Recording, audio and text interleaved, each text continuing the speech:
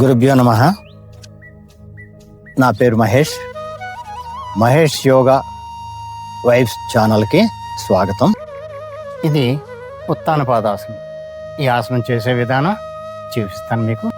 ఇలా పడుకుని కాళ్ళు విదిలించుకుంటూ ఒక్కసారి మీ శరీరాన్ని ఫ్రీగా ఉందో లేదో గమనించుకోండి.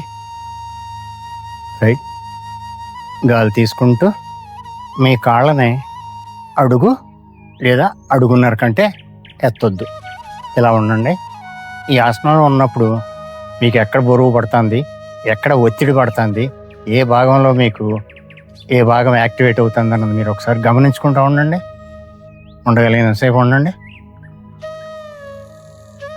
మొట్టమొదట్లో ఉండలేకపోతే 5 సెకండ్లే 5 లెక్క పెట్టుకుని 5 సెకండ్లే ఉండండి. తర్వాత చేయగా ఎక్కువసేపు ఉండగటానికి మీరు ప్రయత్నం చేయొచ్చు. ఉండగలిగినంతసేపు ఉంటూ ఉత్తాన పాదాసనం చూడటానికి చాలా తేలిగ్గా ఉంటుంది, కానీ అది ఎక్కువ రోజులు సాధన చేస్తే కానీ ఆ ఆసనంలో నిలబడి ఉండలేము. తర్వాత ఫలితాలు ఏంటంటే, ఈ ఆసనం వల్ల ముఖ్య ఫలితం బొడ్డు కింద భాగాలు ఉన్న పొట్టనే తగ్గించడానికి, అక్కడ కొవ్వును కరిగించడానికి చాలా ఉపయోగపడుతుంది. ఏ ఆసనంలో కూడా క్రింది పొట్టకు ఈ ఆసనం చేసినంత ఫలితం రాదు. 2 కాళ్ళ బరువు సుమారు 20-30 కేజీలు ఉందనుకోండి, అంత బరువుని 1-2 నిమిషాలు పూర్తిగా మోసేది బొడ్డు కింద భాగాలు మాత్రమే. అందువలన ఆ భాగంలో కొవ్వు కరుగుతుంది. అంచేత ఈ ఆసనం 4-5 నెలలు కనుక సాధన చేస్తే పొట్ట భాగం పలసనయ్యి ఎత్తు పొట్ట చాలా భాగం వెనకకు తగ్గి బిగుస్తుంది. డెలివరీ అయిన స్త్రీలకి పొట్ట కింద భాగం పై భాగం పిల్లలు పుట్టిన తర్వాత సాగుతుంది. అలాంటి స్త్రీలు డెలివరీ అయిన 2-3 నెలల తర్వాత రోజు ఈ ఆసనం 2 పూట్ల సాధన చేస్తే సాగిన పొట్ట తిరిగి బిగుస్తుంది.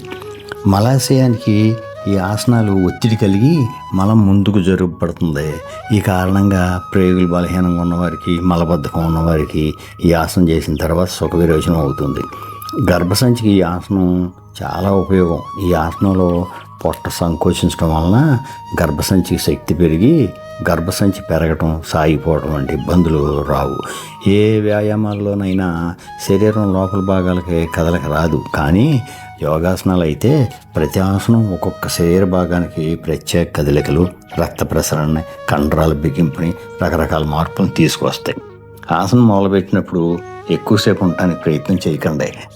తక్కువ సేపులోనే కొంచెం రోజువారీ సాధన చేసి మొట్టమొదట 5-6 సెకండ్లు, తర్వాత 10 సెకండ్లు, తర్వాత 15 అట్లా కొంచెం టైం తీసుకోండి. తీసుకుంటే మీరు పర్ఫెక్ట్గా చేయగలుగుతారు.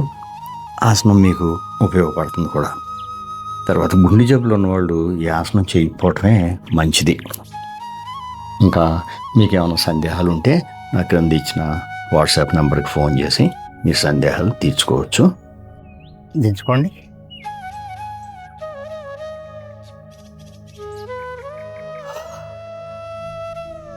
మీ ఆరోగ్యం కోసం నేను చెప్పబోయే ఆసనాల గురించి కానీ తర్వాత వీడియోలో కలుద్దాం. ఓం శాంతి శాంతి శాంతి. గురుభ్యో నమః.